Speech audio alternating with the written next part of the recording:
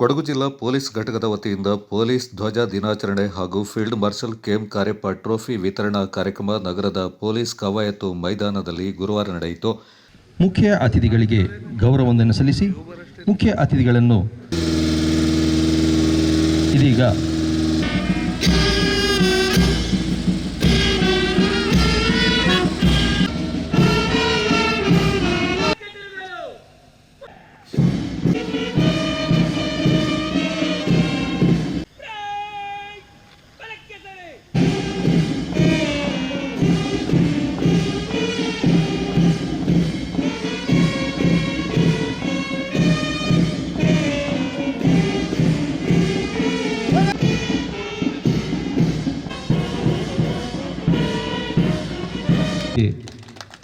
ಸಹಕಾರಿಯಾಗಿ ನೀಡಲಾಗುತ್ತದೆ.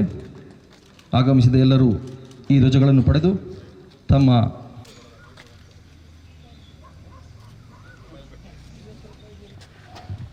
KC Cariappa PVSM VM ನಿವೃತ್ತ air marshal ರವರಿಗೂ police ಧ್ವಜವನ್ನು ನೀಡುತ್ತಿದ್ದಾರೆ ಪೊಲೀಸ್ ವರಿಷ್ಠಾಧಿಕಾರಿಗಳು.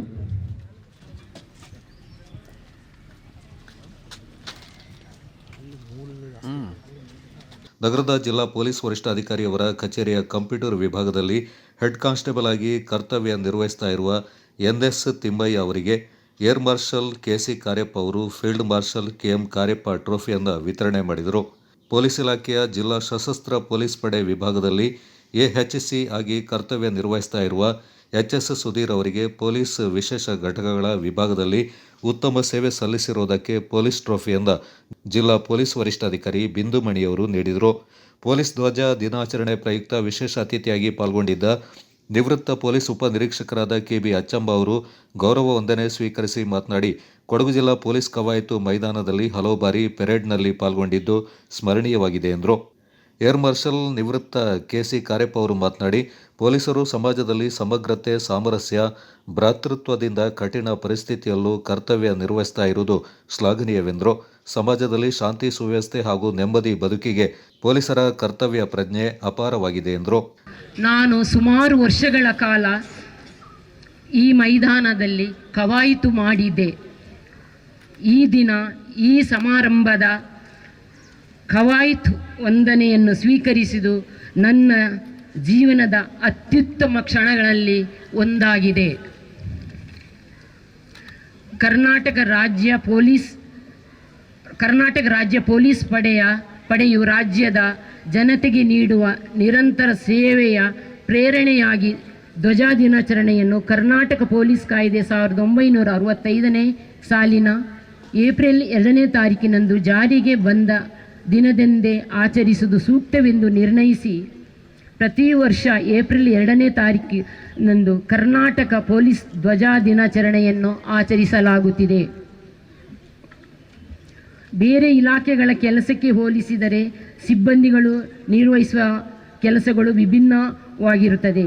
ದಿನದ 24 ಗಂಟೆಗಳು ಕೂಡ ನಾಡಿನ ಶಾಂತಿ ಸುವ್ಯವಸ್ಥೆ ಕಾಪಾಡುವುದರಲ್ಲಿ ಹಾಗೂ ಸಾರ್ವಜನಿಕರ ರಕ್ಷಣೆಯಲ್ಲಿ ಹಗಲಿರುಳು ಶ್ರಮಿಸುತ್ತಿರುವ ನಮ್ಮ ಪೊಲೀಸ್ ಇಲಾಖೆಯ ಕಾರ್ಯ ಸದಾ ಶ್ಲಾಘನೀಯ. ಪೊಲೀಸ್ ಇಲಾಖೆಯ ಅಧಿಕಾರಿ ಮತ್ತು ಸಿಬ್ಬಂದಿಗಳು ಸೇವೆಗೆ ಸೇರಿದ ದಿನದಿಂದಲೂ ನಿವೃತ್ತಿಯಾಗುವವರೆಗೂ ಬಹಳ ಒತ್ತಡದಿಂದ ಕರ್ತವ್ಯ ನಿರ್ವಹಿಸಬೇಕಾಗುತ್ತದೆ. ಇದರಿಂದ ಆರೋಗ್ಯ ಸಮಸ್ಯೆಗಳಿಗೆ ಬಹುಬೇಗನೆ ಒಳಗಾಗುವುದು ಸಾಮಾನ್ಯವಾಗಿದೆ. ಜಿಲ್ಲಾ ಪೊಲೀಸ್ ವರಿಷ್ಠಾಧಿಕಾರಿ RN ಬಿಂದುಮಣಿಯವರು ಮಾತನಾಡಿ, ಸಮಾಜದಲ್ಲಿ ಶಾಂತಿ ಸುವ್ಯವಸ್ಥೆ ಕಾಪಾಡಲು ಪೊಲೀಸ್ ಇಲಾಖೆಯ ಜೊತೆ ಸಾರ್ವಜನಿಕರ ಬೆಂಬಲ ಮತ್ತು ಸಹಕಾರ ಅತ್ಯಗತ್ಯ ಎಂದರು. ನಿವೃತ್ತ ಯೋಧರ ಕಲ್ಯಾಣಕ್ಕಾಗಿ ಧ್ವಜ ದಿನಾಚರಣೆಯನ್ನು ಆಚರಿಸುತ್ತಿತ್ತು. ಅದೇ ರೀತಿ ಕರ್ನಾಟಕ ರಾಜ್ಯ ಪೊಲೀಸ್ ಪಡೆಯು ರಾಜ್ಯದ ಜನತೆಗೆ ಮಾಡುವ ನಿರಂತರ ಸೇವೆ ಪ್ರತೀಕವಾಗಿ ಧ್ವಜ ದಿನಾಚರಣೆಯನ್ನು ಆಚರಿಸಲು ನಿಶ್ಚಯಿಸಿ ಭವ್ಯ ವಿಶಾಲ ಕರ್ನಾಟಕದ ಜನತೆಯ ಸೇವೆಗಾಗಿ ರಚಿಸಲ್ಪಟ್ಟ ಕರ್ನಾಟಕ ಪೊಲೀಸ್ ಆಕ್ಟ್ ಸಾಲಿನ ಏಪ್ರಿಲ್ 2ರಂದು ಜಾರಿಗೆ ಬಂದ ದಿನವೊಂದೇ ಧ್ವಜ ದಿನಾಚರಣೆಯನ್ನು ಆಚರಿಸಬೇಕೆಂಬುದು ಸೂಕ್ತವೆಂದು ಎನಿಸಿದ್ದು ಏಪ್ರಿಲ್ 2ರಂದು ಧ್ವಜ ದಿನಾಚರಣೆಯನ್ನಾಗಿ ಆಚರಿಸಲಾಗುತ್ತಿದೆ. ಪೊಲೀಸ್ ಧ್ವಜ ದಿನಾಚರಣೆಯ ಪ್ರಮುಖ ಉದ್ದೇಶ ಇಲಾಖೆಯ ನಿವೃತ್ತ ಅಧಿಕಾರಿಗಳು ಮತ್ತು ಸಿಬ್ಬಂದಿಗಳ ಕಲ್ಯಾಣಕ್ಕಾಗಿ ವಿವಿಧ ಕಾರ್ಯಕ್ರಮಗಳನ್ನು ರೂಪಿಸುವಂತದ್ದಾಗಿರುತ್ತದೆ. ಪೊಲೀಸ್ ಪಡೆ ಸಮರ್ಥವಾಗಿ ಕಾರ್ಯನಿರ್ವಹಿಸಬೇಕಾದರೆ ಸಾರ್ವಜನಿಕರ ಬೆಂಬಲ ಹಾಗೂ ಸಹಕಾರ ಹೆಚ್ಚಾಗಿ ಬೇಕಾಗುತ್ತದೆ. ಪೊಲೀಸ್ ಇಲಾಖೆಯ ಕೆಲಸ ಕಾರ್ಯನಿರ್ವಹಣೆ ಬಗ್ಗೆ ಸಾರ್ವಜನಿಕರಲ್ಲಿ ಅರಿವು ಮೂಡಿದಾಗ ಪೊಲೀಸ್ ಮತ್ತು ಸಾರ್ವಜನಿಕರ ಸಂಬಂಧ ಬಲವಾಗುತ್ತದೆ. ನಿವೃತ್ತ ಪೊಲೀಸ್ ಅಧಿಕಾರಿ ಸಿಬ್ಬಂದಿಗಳ ಅನುಕೂಲಕ್ಕಾಗಿ ಆರೋಗ್ಯ ಭಾಗ್ಯ, ಪೊಲೀಸ್ ಕ್ಯಾಂಟೀನ್ ಹಾಗೂ ವಿವಿಧ ರೀತಿಯ ಧನ ಸಹಾಯ ಸೌಲಭ್ಯವನ್ನು ಒದಗಿಸಲಾಗಿರುತ್ತದೆ.